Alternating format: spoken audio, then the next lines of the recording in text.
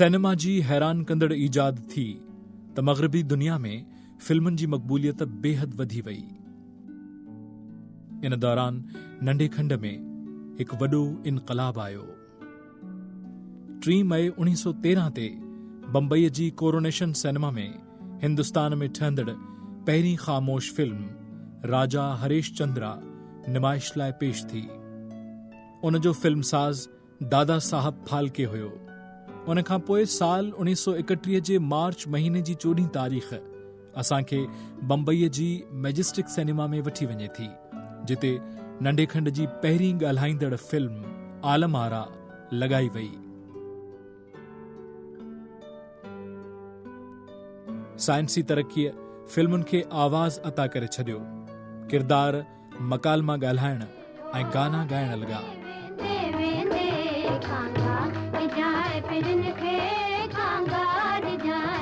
ठीक 9 सालनि खां पोइ सिंधी फिल्म संसार जुड़े थो। नंढे खंड जे फिल्मी गुलिस्तान में एक खुशबूदार गुल टिड़े थो। पहिरीं सिंधी फिल्म एकता 1940 में रिलीज थिए थी। उन फिल्म ठाहिण जो तारीख़ी एज़ाज़ रईस करीम बख्श निज़ामाणीअ जे हिस्से में अचे थो। हिदायतकार होमी वाडिया जे हिन फिल्म जो लेखक खियलदास फानी हुयो, जंहिंजा लिखियल गीत गुलशन सूफ़ीअ ऐं बेगम कौशल्या जे आवाज़ में अॼु बि असांजे दिलनि में गूंजनि पिया।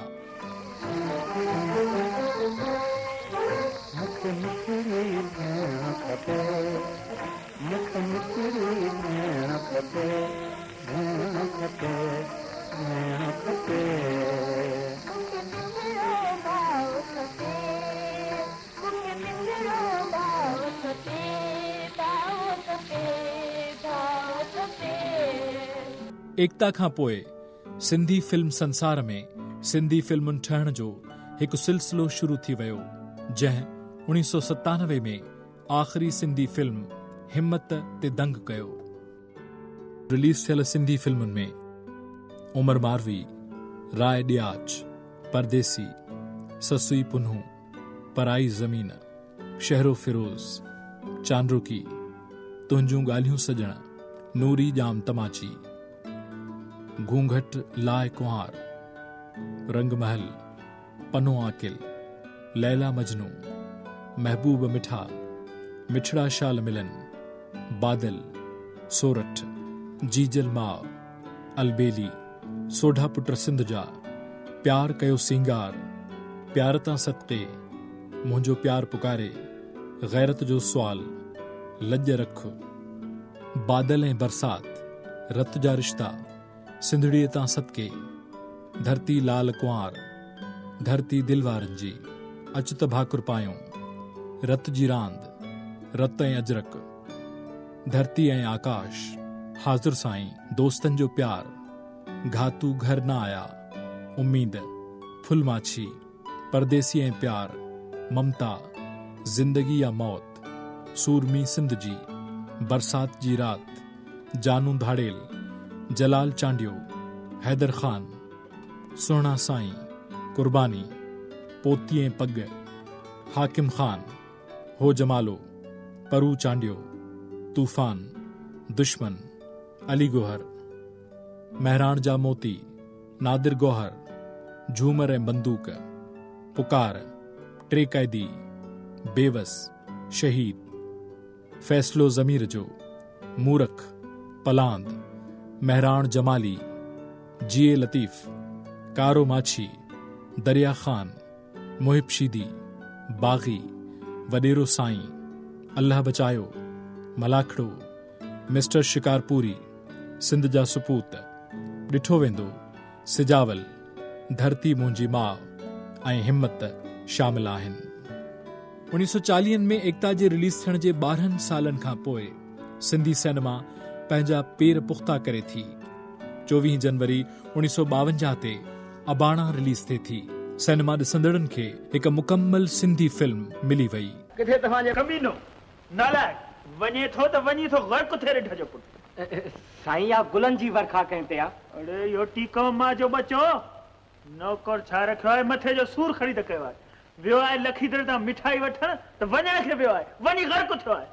मोतीअ जूं कुल्फियूं, राधे जूं चापां, ठाकुअ जूं लमलेटा ऐं सजणनि जा दाल छोला ढबल। दाल छोला ढबल। अरे अचो अचो अचो। दाल छोला ढबल तू खाई वठ दल दल, दाल छोला ढबल तू खाई वठ दल। ओ काका ओ चाचा ओ काका हे दे आ, तू दाल वठी खाओ, आहिन मिर्च मसाला दल काका। अबाणा खां पोइ 12 मार्च 1956 ते उमर मारवी फिल्म रिलीज़ थी, जंहिं कामयाबीअ जा रिकॉर्ड टोड़े छॾिया। उमर मारवी नंढे खंड जी पहिरीं गोल्डन जुबली कंदड़ सिंधी फिल्म आहे। उमर मारवी फिल्म जी सूरत में सैयद हुसैन अली शाह फाज़लानी, रशीद अहमद लाशारी, शेख हसन, गुलाम अली अब्दुल लतीफ़, मास्टर मोहम्मद इब्राहिम, नज़ीर बेगम ऐं निघत सुल्ताना हिक नई तारीख़ जोड़े वरिती।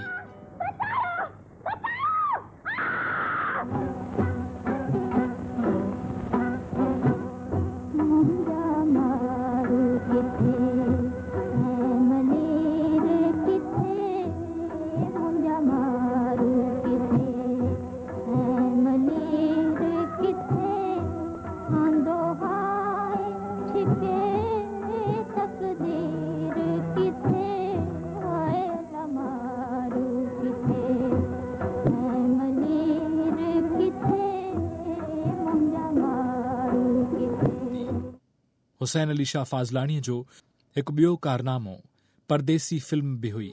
बस अम्मा, हाणे असांजो हिन ॻोठ में रहण बिल्कुलु बेकार आहे। असांखे त हलणु घुर्जे अम्मा।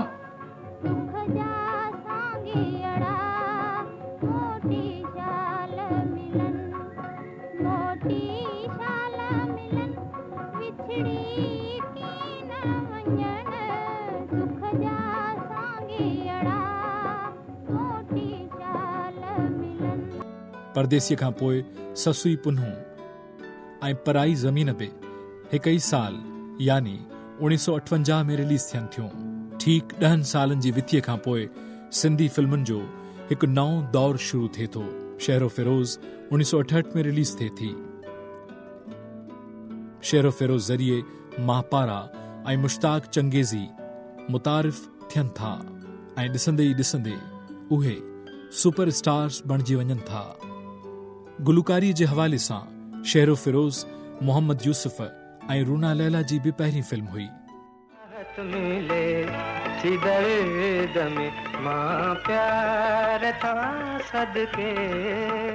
मोहम्मद यूसुफ ऐं रूना लैला सिंधी फिल्मुनि में प्लेबैक सिंगर्स जी हैसियत सां कामयाबीअ जी ज़मानत बणिजी वञनि था।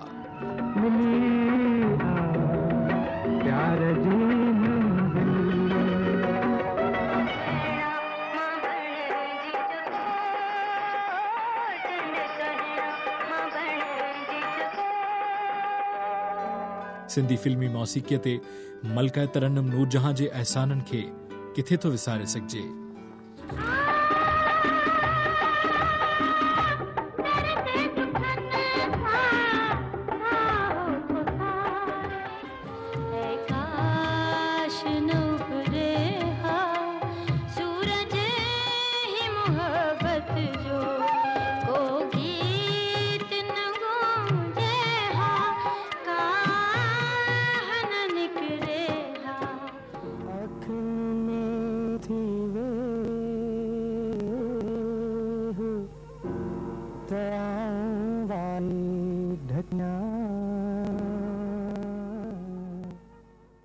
ऐं पोइ हू सिंधी फिल्मुनि ॾिसंदड़नि जे अखियुनि में वेहिजी वियो।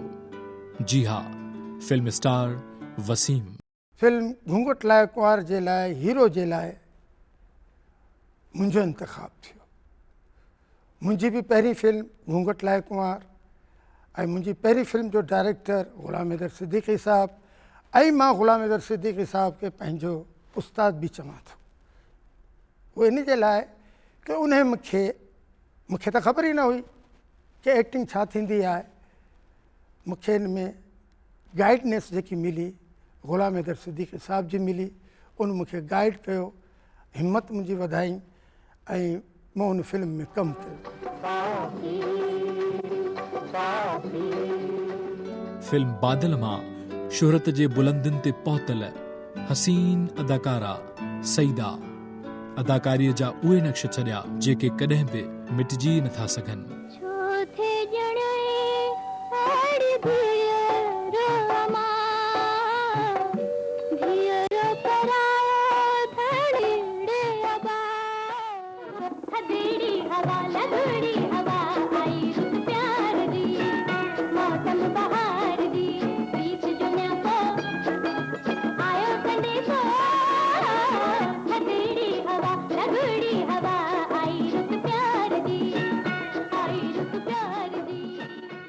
दरअसल ये जो गुलूगार गाने में होते हैं ना, वो या तो पिक्चर फोटो देखते हैं या एक्ट्रेस को या कुछ थोड़ा सा मिल लेते हैं, तो फिर वो उस हिसाब से वो मिलाते हैं, फिर हम लोग फिर उनको देख के उस गाने को देख के सुन के फिर वो पिक्चराइज करना पड़ता है। सिंधी फिल्मुनि जे आसमान ते चमकंदड़ आफ़ताब चकोरी सिंधी सिनेमा जी स्क्रीन जी हिकु ख़ूबसूरत साहिरा ऐं दिलकश अदाकारा।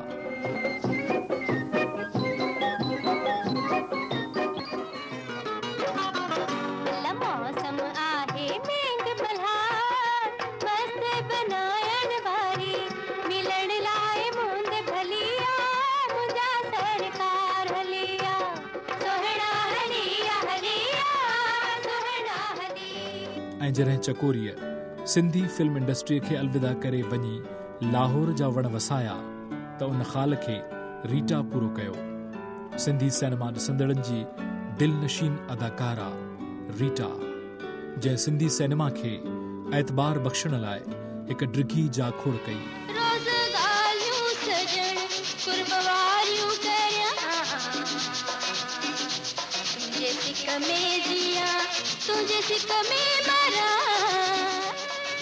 असां उन्हनि फिल्मी सितारनि खे कीअं था विसारे सघूं जिन सिंधी सिनेमा ॾिसंदड़नि जे दिलनि ते राज कयो।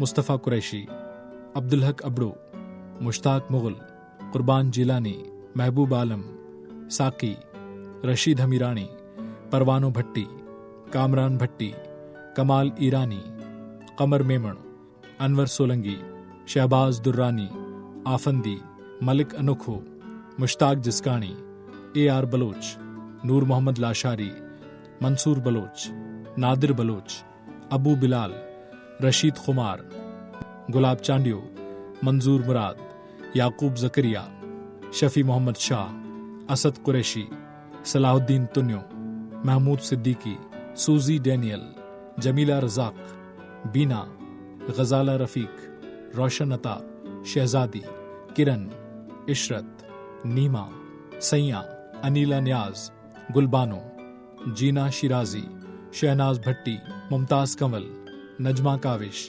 नसरीन नाज, शाहिदा मलिक, शीरीन इश्तियाक ऐं ॿिया शामिल आहिनि। लीजेंड्स जो दर्जो रखंदड़ सिंधी फिल्मुनि जा मौसीक़ार गुलशन सूफ़ी, बिलूसी राणी, C अर्जुन या अर्जुन चंदनाणी, गुलाम नबी अब्दुल लतीफ़, गुलाम अली, फिरोज गुल, इमदाद हुसैन, अयाज अली, जफर अली, फिरोजदीन, लाल मोहम्मद इकबाल, गुल हैदर या एस गुल, अमानत गुल, सत्तार हुसैन, बबर अली ऐं ॿिया शामिल आहिनि।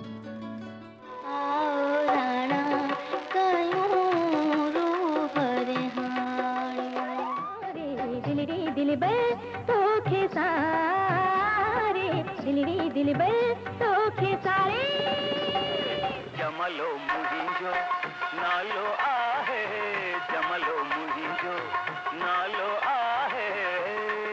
सावन जे महीने में ओ पिंगो आयो लोडन में, ओ पिंगो आयो बाजन में, ओ पिंगो आयो लोडन में।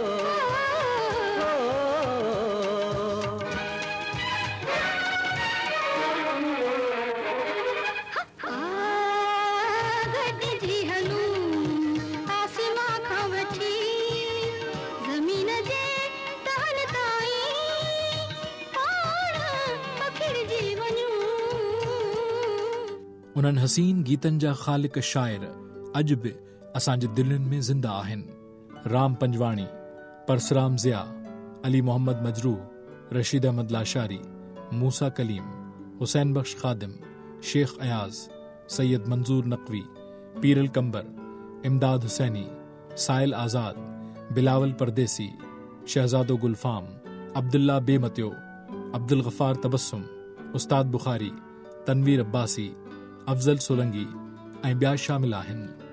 फिल्मुनि जा लेखक मकालमा निगार ऐं मंज़र निगार आगा अब्दुल नबी, रशीद अहमद लाशारी, गुल मोहम्मद होत, आगा सलीम, अमर जलील, कमर शहबाज, रशीद साबिर, दानिश दीरवी, अयूब सरहदी ऐं ॿिया शामिल आहिनि। सिंधी फिल्मुनि जा फिल्मसाज़, हिदायतकार ऐं पेशकार बि हिकु दौर हुआ। होमी वाडिया, जमशेद वाडिया, दीपक आशा, रईस करीमबख्श निज़ामानी, हुसैन शाह फाज़लानी, सईद ए हारून, बहार अली बलूच, शेख हसन, A.Q. पीरज़ादा, मोहम्मद हुसैन टालपुर, गुलाम हैदर सिद्दीकी, A.H. सिद्दीकी, तालिब हुसैन दाऊद पोटरो, अब्दुल रज़ाक दाऊद पोटरो, हाकिम अली जरदारी, S.M. बिरोही, इस्माइल बिन वासिफ, गुलाम मोहम्मद चन्ना, हयात अली शाह बुखारी, जफर झंडेर, S. गुल, समद शेख, यार मोहम्मद शाह, शाह असद, बाबर सुल्तान, शाहिदा मलिक, शीरीन इश्तियाक, मोहम्मद हुसैन मदारी, मोहम्मद यूनुस राठौड़, डॉक्टर लोकूराम, राज अशोक ऐं ॿिया शामिल आहिनि। ऐं पोइ ईअं थियो जो 1997 में आख़िरी सिंधी फिल्म हिम्मत ठही। हिम्मत ठहण खां पोइ सिंधी फिल्मुनि सां लाॻापियल माण्हुनि ऐं फिल्म इंडस्ट्रीअ जी हिम्मत बि जवाब ॾेई छॾियो। सिंधी फिल्मुनि जे ज़िंदगीअ जे अॻियां हिकु फुल स्टॉप लॻी वियो, हिकु बाब बंदि थी वियो ऐं पोइ वरी हिकु किताब खुली वियो, सिंध टॉकीज़। सिंधी फिल्मुनि जे सफ़र ते जॾहिं असां निगाह विझूं था त महसूसु थिए थो त वक़्तु ॼण पंहिंजी जाइ ते बीहिजी वियो आहे, पर जॾहिं घड़ियाल जी कांटे ते निगाह वञे थी त वक़्तु त अञा बि रवां तवां आहे।